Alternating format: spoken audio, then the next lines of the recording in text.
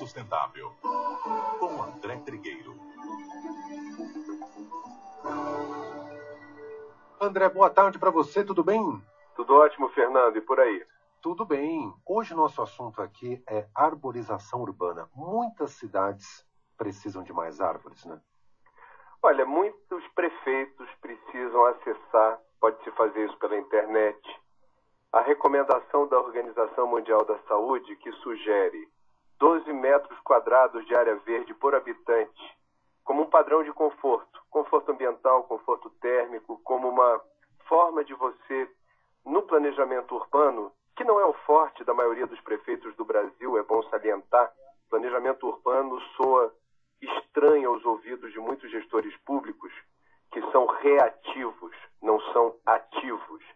Respondem aos problemas, não se antecipam a eles, mas isso é muito importante, porque ajuda a gente a se livrar dessa secura medonha, dessa sensação extremamente desagradável em períodos de baixa umidade relativa do ar, que vão acontecer sempre. Então, já que sabemos que baixa umidade relativa do ar é algo que a gente precisa aprender a lidar, e a tendência, sem planejamento, sem ação, é isso se agravar, que a gente possa, então, abrir espaço nas cidades para o verde. As árvores, Fernando e ouvintes, suam vapor d'água. É um fenômeno chamado de evapotranspiração. Quanto menos árvores houver no Brasil, menos vapor d'água teremos. No caso da floresta amazônica, que já perdeu 17% de suas árvores, né, das áreas verdes, já desapareceram, 80% desse naco de floresta que deixou de existir por causa da pecuária extensiva e irresponsável, é a história do boi pirata, é a história de derrubar a árvore para plantar capim e criar gado, aquela história toda. A gente se depara com aquele ditado que o feitiço se volta contra o feiticeiro, porque o agricultor ele precisa de água e algumas culturas como a de soja dispensam irrigação em boa parte dos casos, porque o agricultor aprende a contar com a natureza quando chove no mês certo, quando chove na intensidade que ele espera, ele abre mão de um custo que é grande com irrigação. Quanto mais se desmata, Fernando, menos chuva se tem. Quando a gente está falando de desmatamento em escala, a gente está falando de perda de vapor d'água em escala e mudança do ciclo da chuva. Essa história da arborização é tão importante que alguns municípios têm uma ferramenta fiscal de estímulo para o contribuinte que pague IPTU, por exemplo, preservar áreas verdes sob sua tutela, dentro da sua propriedade. Você já ouviu falar, Fernando, em IPTU verde? Não. Pois é algo que os prefeitos que estejam nos escutando, ou os eleitores que queiram lembrar seus alcaides dessa ferramenta, ela existe em centenas de cidades brasileiras que já perceberam a importância de você remunerar, através de redução de alíquota, ou mesmo abrir mão do IPTU, dessa possibilidade, portanto, do município reconhecendo o valor da manutenção da área verde, e quem mantém a área verde não é o poder público, é o contribuinte. Uma forma de você estimular isso é reduzindo a alíquota ou abrindo mão do imposto. Isso já acontece em Lajeado, Rio Grande do Sul, já acontece em Curitiba, capital do Paraná, e outras cidades maiores ou menores que resolveram abrir caminho para isso. Portanto, IPTU verde é uma medida inteligente que deve ser aplicada em cidades. Eu sugiro que São Paulo faça uso dessa ferramenta para você estimular justamente o dono de um quintal, de uma mini floresta, de uma área vegetada, claro, dentro de determinadas condições, ou de tamanho, ou de espécies consideradas importantes de serem preservadas. Merece abrir mão da receita, porque é uma receita que, na verdade, é convertida num benefício indireto, que são serviços ambientais prestados por essa área verde, percebe? Uhum.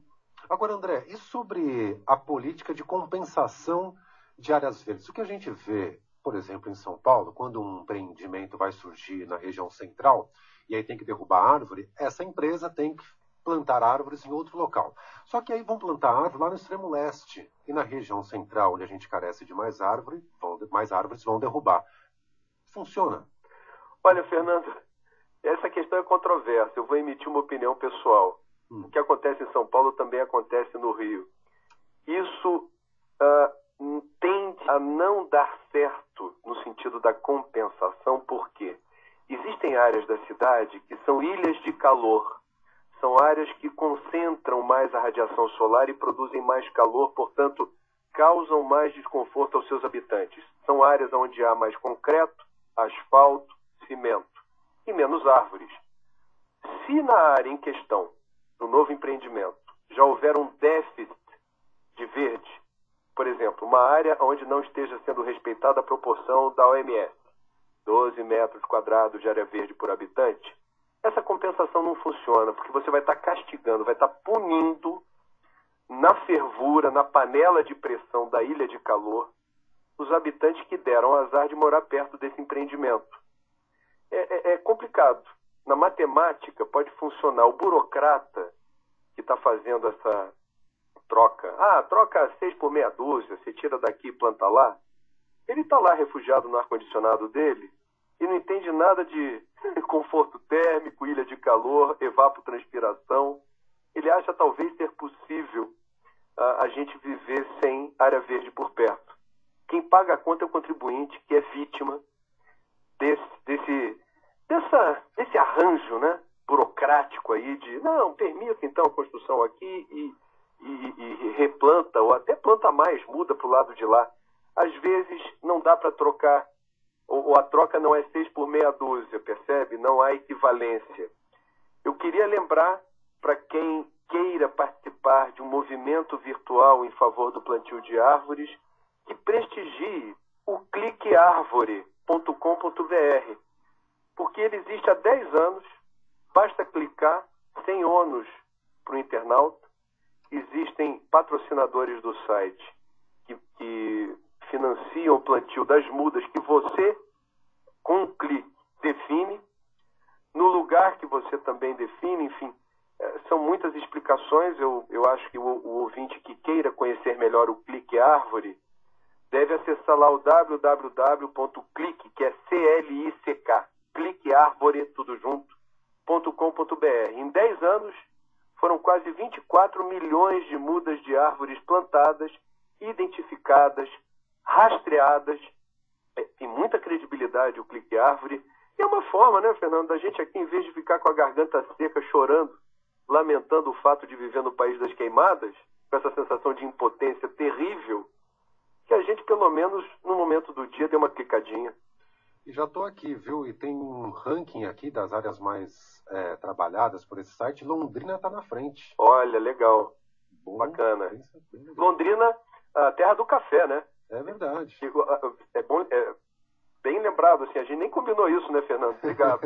Porque Londrina tem essa história de ser uma área que já foi, assim, reconhecidamente das mais importantes na produção de café, e os cafezais deixam um legado, um passivo, dependendo da forma como você realiza essa produção, muito, muito ruim, muito danoso para o meio ambiente.